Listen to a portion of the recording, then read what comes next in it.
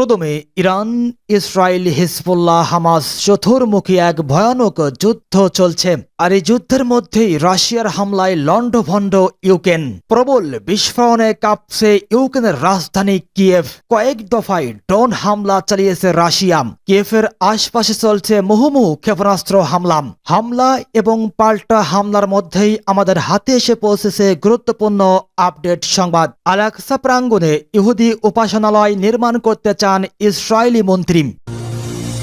এদিকে আমেরিকা গাজায় যুদ্ধবিরতি প্রতিষ্ঠায় বাধা দিচ্ছে ফিলিস্তিনের ইসলামী জিহাদ আন্দোলন।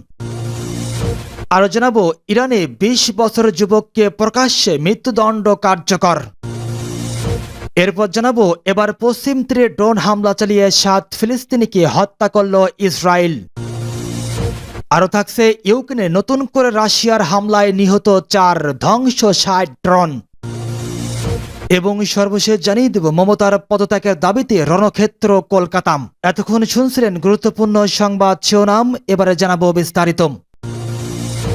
আল-আকসা প্রাঙ্গণে ইহুদি উপাসনালয় নির্মাণ করতে চান ইসরায়েলি মন্ত্রী। সম্ভব হলে আল-আকসা মসজিদ প্রাঙ্গণে ইহুদিদের জন্য একটি উপাসনালয় নির্মাণ করতে চান ইসরায়েলের উগ্র ডানপন্থী মন্ত্রী বেন গাভির। এতে মুসলিমদের পবিত্র স্থান এবং ফিলিস্তিনদের জাতীয় প্রতীক আল-আকসা হুমকির মুখে থাকা ইসরায়েলি মন্ত্রী বেন গাভিরের এমন মন্তব্য ক্ষোভের জন্ম দিয়েছে। ইসরায়েলের জাতীয় নিরাপত্তা মন্ত্রী ইতামার বেন গাভির ইহুদিদের জন্য মসজিদ আল-আকসায় প্রার্থনার বিষয়ে ইসরায়েলি সরকারের নিষেধাজ্ঞা উপেক্ষা করেছেন। সোমবার আর্মি রেডিওকে তিনি বলেন, সম্ভব হলে আল-আকসা প্রাঙ্গণে একটি উপাসনালয় নির্মাণ করা হবে, যেটিকে ইহুদি টেম্পল মাউন্ট বলা হবে। আল-আকসা ইসলামের তৃতীয় পবিত্রতম মসজিদ এবং ফিলিস্তিনিদের পরিচয় বহন করে। এছাড়া এটিকে ইহুদিরা প্রথম ও দ্বিতীয় টেম্পল হিসেবে বিবেচনা করেন, যদিও ৭০ দশকে এটি রোমদের হামলায় ক্ষতিগ্রস্ত হয়। ওই সাক্ষাৎকারে বেন গাভির বলেন, আমি যদি ইচ্ছামতো কিছু করতে পারতাম তাহলে মসজিদ আল-আকসায় একটি ইসরায়েলি পতাকা রাখতাম। সাংবাদিক তার কাছে জানতে চায়, যদি আপনি টেম্পল নির্মাণের সুযোগ পান তাহলে সত্যিই কি তা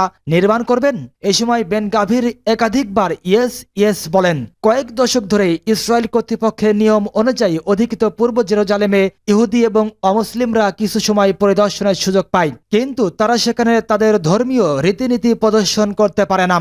আমেরিকা গাজায় যুদ্ধবিরতি প্রতিষ্ঠায় বাধা দিচ্ছে ফিলিস্তিনের ইসলামী জিহাদ আন্দোলন। ফিলিস্তিনের ইসলামী জিহাদ আন্দোলনের উপমহাসচিব মোহাম্মদ আল হিন্দি অভিযোগ করেছেন, গাজা উপত্যকায় যুদ্ধবিরতি প্রতিষ্ঠায় প্রধান বাধা হচ্ছে যুক্তরাষ্ট্র। তিনি বলেছেন, ইসরায়েলের প্রধানমন্ত্রী বেনিয়ামিন নেতানিয়াহু ছাড়াও গাজায় যুদ্ধবিরতি প্রতিষ্ঠার কোনো ইচ্ছা আমেরিকার নেই। ইসলামী জিহাদ আন্দোলনের এই নেতা আরও বলেছেন, কোনো পক্ষই তাদের ইচ্ছে মতো রাফা ক্রসিং পয়েন্ট পরিচালনার পদ্ধতি ফিলিস্তিনিদের উপর চাপিয়ে দিতে পারে না এবং অঞ্চলের অধিবাসীদের জীবনযাপন ও তাদের তৎপরতা নিয়ন্ত্রণের অজুহাতে গাজা উপত্যকায় অন্য সব ক্রসিং পয়েন্টের উপর নিয়ন্ত্রণ নেওয়ার কোনো অধিকারও ইসরায়েলের নেই। এদিকে ফিলিস্তিনের ইসলামী প্রতিরোধ আন্দোলন হামাসের অন্যতম নেতা বাসেম নাইমক কায়রোয় চলমান আলোচনায় অংশ না নেওয়ার কথা উল্লেখ করে বলেছেন, গত জুলাইয়ের আলোচনায় সম্পাদিত চুক্তিগুলো বাস্তবায়ন করতে তারা প্রস্তুত রয়েছে। হামাস নেতা আরও বলেছেন, ওয়াশিংটন ফিলিস্তিনের প্রতিরোধ যোদ্ধাদের উপর প্রশাসনগত ব্যাপক চাপ সৃষ্টি করেছেন,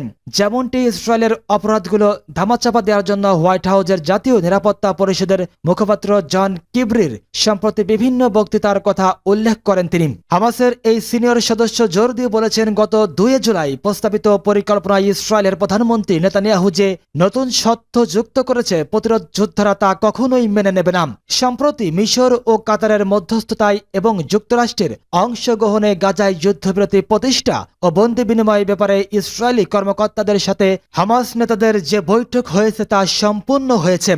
ইরানে যুবককে প্রকাশ্যে মৃত্যুদণ্ড কার্যকর। ইরানে ২ বছর আগে এক আইনজীবীকে হত্যার দায়ে অভিযুক্ত এক ব্যক্তিকে সোমবার প্রকাশ্যে মৃত্যুদণ্ড কার্যকর করা হয়েছে। স্থানীয় সংবাদ মাধ্যম সূত্রে জানা যায়, সামনার প্রদেশের শাহরুত শহরে এই মৃত্যুদণ্ড কার্যকর করা হয়েছে। ইরানের বিচার বিভাগের মেজান অনলাইন ওয়েবসাইট জানায়, আজ সকালে শাহরুত শহরে এক আইনজীবীর হত্যাকারী মৃত্যুদণ্ড কার্যকর করা হয়েছে। সরকারি বার্তা সংস্থা IRNA জানায়, অভিযুক্ত ব্যক্তি ২০ বছর বয়সী যুবক। তিনি স্বীকার করেছেন, একটি গ্যাং এর নির্দেশে আইনজীবীকে হত্যার জন্য তাকে নিয়োগ করা হয়েছিল, তবে ঘটনার আরও বিশদ বিবরণ দেওয়া হয়নি। এই মৃত্যুদণ্ড ইসলামী শরিয়া আইনের প্রতিশোধ কিসাস বিধানের আওতায় কার্যকর করা হয়েছে। আইন অনুসারে অপরাধীর মৃত্যুদণ্ডের মাধ্যমে ভুক্তভোগীর পরিবার প্রতিশোধের সুযোগ পায়। ইরানে প্রকাশ্য মৃত্যুদণ্ডের ঘটনা খুবই বিরল। সাধারণত মৃত্যুদণ্ডের ঘটনা কারাগারের ভিতরেই কার্যকর করা হয়। অধিকাংশ ক্ষেত্রে ফাঁসির মাধ্যমে মৃত্যুদণ্ড কার্যকর করা হয়। আমনেস্টি ইন্টারন্যাশনাল সহ বিভিন্ন মানবাধিকার সংস্থার তথ্য অনুযায়ী ইরান প্রতি বছর সর্বোচ্চ সংখ্যক মৃত্যুদণ্ড কার্যকর করা দেশের মধ্যে অন্যতম। কেবলমাত্র চীনের পরেই তাদের অবস্থান। এর আগে গত বুধবার কেন্দ্রীয় ইরানে একজন জ্যোতিষীকে ধর্ষণ ও যৌন নিপীড়নের অভিযোগে মৃত্যুদণ্ড কার্যকর করা হয়। এবার পশ্চিম তীরে ড্রোন হামলা চালিয়ে 7 ফিলিস্তিনিকে হত্যা করল ইসরায়েল। মোট নিহত 8 জন।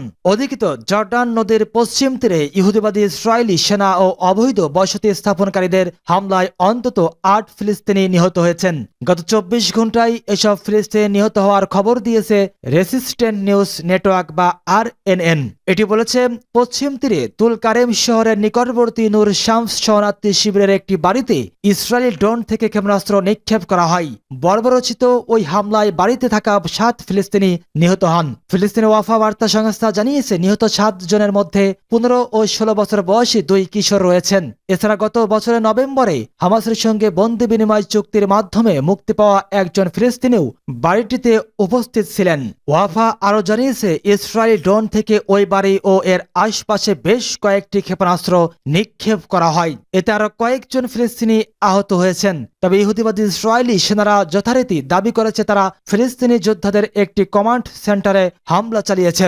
এদিকে পশ্চিম তীরের বেতেলহাম শহরের কাছে উগ্র ইহুদি বসতি স্থাপনকারীদের হামলায় 37 বছর বয়সী এক ফিলিস্তিনি যুবক নিহত, অপর 4 জন আহত হয়েছে।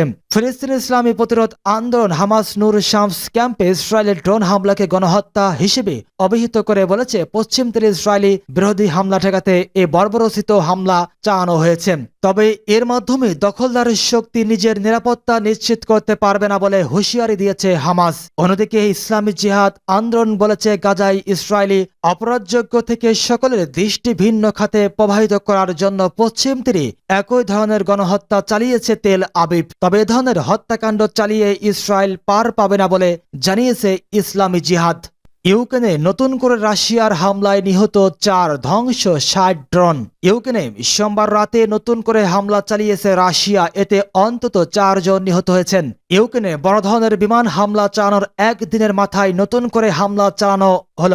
ভোরে ইউক্রেনের বিমান হামলাজনিত সতর্ক সংকেত বাজানো হয়। কয়েকটি শহরে বিস্ফোরণের শব্দ শোনা গেছে। রাশিয়া বলছে কিয়েভ, লাভিভ, খার্কিভ, ওদেসা অঞ্চল সহ ইউক্রেন জুড়ে বিদ্যুৎ কেন্দ্র ও সংশ্লিষ্ট অবকাঠামোয় হামলা চালাতে দীর্ঘ পাল্লার ক্ষেপণাস্ত্র ব্যবহার করা হয়েছে। এসব ক্ষেপণাস্ত্র আকাশ পথেও সাগর পথে ব্যবহারযোগ্য। ইউক্রেনের বিমান বাহিনী সতর্কতা দিয়েছে। তারা বলেছে পুরো দেশ ব্যালিস্টিক ক্ষেপণাস্ত্র হামলার হুমকিতে আছে। ইউক্রেনের বিমান বাহিনী বলেছে রাশিয়া রাতভর 81টি ড্রোন ও 10টি ক্ষেপণাস্ত্র ছুড়েছে। এর মধ্যে 5টি ক্ষেপণাস্ত্র 60টি ড্রোন ধ্বংস করতে পেরেছে ইউক্রেন। সামাজিক যোগাযোগ মাধ্যম টেলিগ্রামে দেওয়া এক বিবৃতিতে এসব কথা জানিয়েছে তারা। এর আগে গতকাল ইউক্রেনের অর্ধেক অঞ্চলে ড্রোন ও ক্ষেপণাস্ত্র হামলা হয়। এতে 7 জন নিহত এবং বেশ কয়েকজন আহত হন। রাশিয়ার কুরস্ক অঞ্চলে ইউক্রেনের অভিযান শুরুর 3 সপ্তাহ পর এসব হামলার ঘটনা ঘটল। ইউক্রেন অভিযান শুরুর পর প্রতিশোধ নেয়ার হুমকি দিয়েছিল রাশিয়া। মমতার পদত্যাগের দাবিতে রণক্ষেত্র কলকাতা।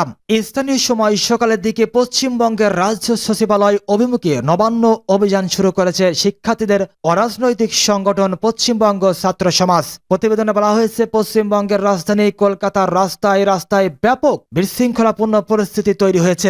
মুখ্যমন্ত্রী মমতা বন্দ্যোপাধ্যায়ের পদত্যাগের এক দফা দাবিতে পশ্চিমবঙ্গ ছাত্র সমাজের ডাকে শত শত মানুষ সচিবালয় অভিমুখে পদযাত্রা শুরু করেছেন। এই সময় বিক্ষোভকারীদের ছত্রভঙ্গ করে দেওয়ার লক্ষ্যে দাঙ্গা পুলিশ টিয়ার গ্যাসের সেল ও জলকামান ব্যবহার করেছে। তবে বিক্ষোভকারীরা আইন শৃঙ্খলা বাহিনীকে লক্ষ্য করে পাল্টা ইট পাথর নিক্ষেপ করেছেন। এতে আরো বলা হয় প্রতিবাদ মিছিলের জন্য কোনো অনুমতি দেওয়া হয়নি ছাত্র জনতাকে। এছাড়াও শাসক তৃণমূল কংগ্রেস গতকাল সমাবেশে সহিংসতা তৈরির ষড়যন্ত্রের অভিযোগ করেছেন। এছাড়া বিক্ষোভকারীদের যে কোনো পথ থেকে সচিবালয়ের দিকে অগ্রসর হতে বাধা দিতে প্রায় 6000 পুলিশ মোতায়েন করা হয়েছে। বিক্ষোভকারীদের উপর নজর রাখতে ড্রোন ও ব্যবহার করা হয় হয়। গত 9 আগস্ট কলকাতার আর.জি. কর মেডিকেল কলেজ ও হাসপাতালে নারী চিকিৎসককে ধর্ষণের পর হত্যার ঘটনা নাড়িয়ে দেয় পুরো ভারতকে। এরপর থেকে বিচার দাবিতে বিক্ষোভ শুরু করেন নানান শ্রেণী পেশার মানুষ। সম্প্রতি সুপ্রিম কোর্টের আহ্বানে পশ্চিমবঙ্গ ছাড়া বাকি রাজ্যের চিকিৎসকরা কর্মবিরতি প্রত্যাহার করে কাজে ফিরতে শুরু করেছেন।